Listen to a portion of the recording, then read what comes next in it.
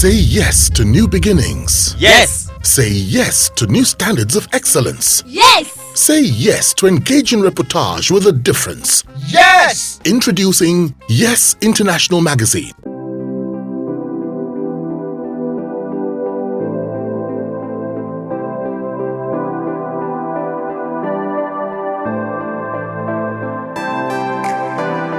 Now, at inception, who gave you the greatest encouragement, and what specifically, did the person say to you? Okay, I think for me, the thing I've never forgotten, when I got the role, I first got the role of Tutu's mom in Out of Bounds. That role was eventually played by the late Auntie Rachel Oniga.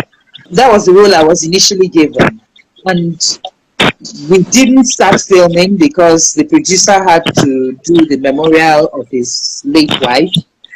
When he finished and we were called back to set, the director had changed. It was a new director. The new director was Uncle Tade Okidon. And Uncle Tade said, I don't work with a cast selected by someone else. I'm going to recast. That was my first role. I felt, I'm going to lose this role. Now they want to recast, maybe they will give it to someone else. And he called all of us one by one. He will ask you the role you were given, and then he will discuss with you. When he got to my turn, he said to me, I don't see you as Tutu's mother. One, you're not old enough.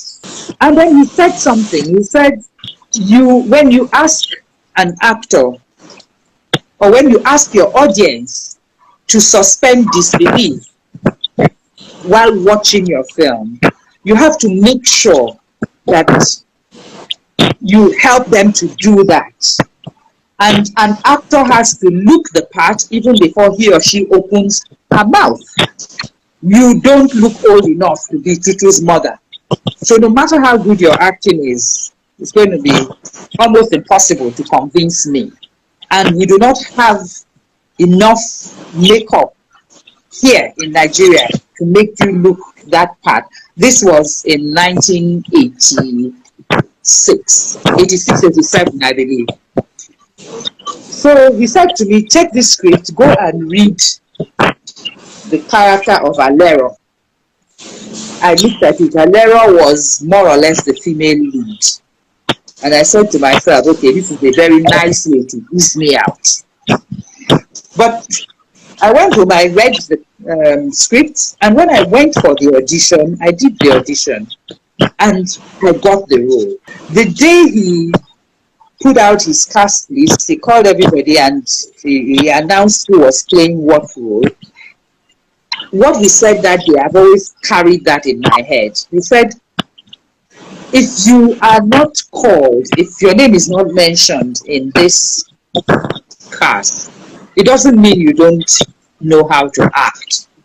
It just means that I don't see you in any of these characters. Uncle Teddy may not even remember all of this, but that singular statement is what has kept me going through the years. Every time I don't get a role that I wanted to get, it comes back to me.